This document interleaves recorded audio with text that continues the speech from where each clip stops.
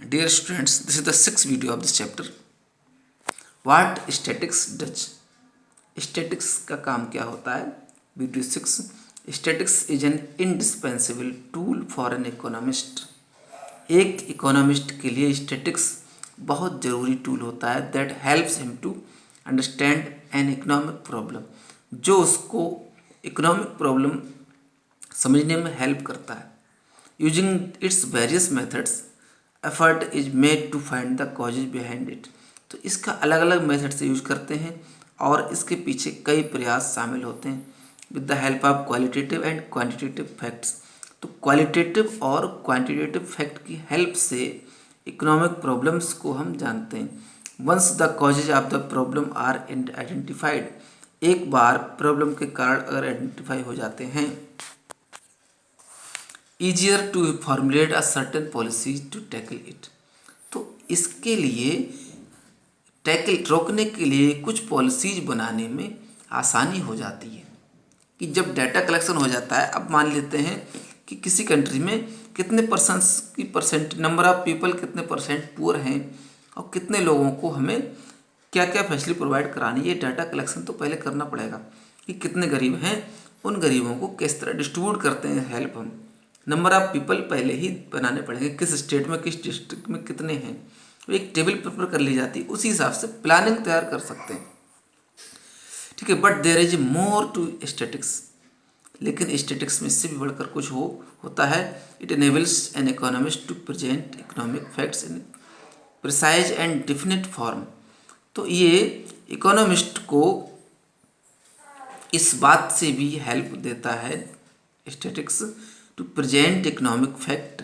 Economic fact को ऐसे present करें प्रिसीज एंड डिफिनिट फॉर्म, एक सही और डिफिनिट फॉर्म प्रेजेंट करने को कहा जाता है. That helps in proper comprehension of what is stated, कि क्या कुछ स्टेट किया गया है उसको प्रॉपर कॉम्प्रिहेंशन में बनाने में हेल्प मिलती है. When economic facts are expressed in statistical terms, जब इकोनॉमिक फैक्ट स्टेटिस्टिकल टर्म में एक्सप्रेस किए जाते हैं, दे बिकम एग्जैक्ट, भी बिल्कुल सही हो जाते हैं.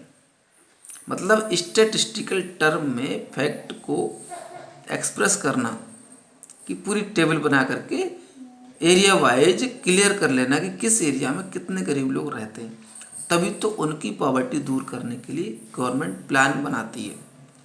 Exact facts are more convincing than vague statements. एक हल्के फुल्के स्टेटमेंट के बजाय एग्जैक्ट फैक्ट होता है, सही फैक्ट ज़्यादा असरदार होता है. For instance saying that with the precious figures 310 people died in the recent earthquake. अब मान लीजिए कि अभी हाल में आए अर्थक्वेक में 310 लोग मारे गए थे in Kashmir. More factual and 10 statistical data. तो ये सबसे ज़्यादा फैक्चुअल है और यही तो स्टेटिस्टिकल डेटा है. Whereas saying hundreds of people died is not, जब कहा जाता है कि हज़ार सैकड़ों लोग मारे गए या नहीं मारे गए, तो ये क्या है, एक वैग्यू स्टेटमेंट होगा, ना कि statistical statement. Statics also help in condensing mass data into a few numerical measures. तो स्टैटिक्स कुछ न्यूमेरिकल मेजर्स में मास डाटा को कंडेंस करने में हेल्प करती है, such as mean, variance etcetera, about which you will learn later. इसके बारे में आगे चैप्टर में पढ़ेंगे. ठीक है, these numerical measures help to summarise data. For example, तो ये मेजर्स डाटा को समराइज करने में हेल्प करते हैं. जैसे it would be impossible for you to remember the incomes of all the people in data. तो डेटा में दिए सभी लोगों की इनकम को जानना तो आपके लिए पॉसिबल नहीं होगा. If the number of people is very large, अगर लोग बहुत ज़्यादा होते हैं, if one can remember easily A summary figure, like अगर हम एक समरी फिगर को याद कर लें, like average income that is obtained statistically in this way. तो स्टेटिस्टिकली जो एवरेज इनकम ऑब्टेन कर ली जाती है, इस तरह statics summarises and presents a meaningful overall information about a mass of data. तो ओवरऑल समरी निकाल करके हम एक बड़ी पब्लिक का डाटा एनालाइज कर सकते हैं, कलेक्ट कर सकते हैं. ठीक है, quite often statics is used in finding relationship between different economic factors. अब इस तरह देखिए, स्टैटिक्स अलग अलग इकोनॉमिक फैक्टर्स के बीच रिलेशनशिप फाइंड करने में भी यूज किया जाती है. An economist may be interested in finding out what happens to the demand for a commodity.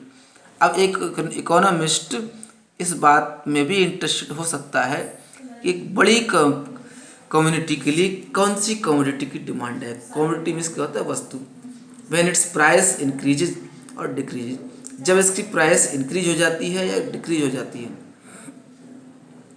Would the supply of a commodity be affected by the changes in its own price, तो क्या इसके अपने ही price से एक बड़ी commodity की supply प्रभावित होगी।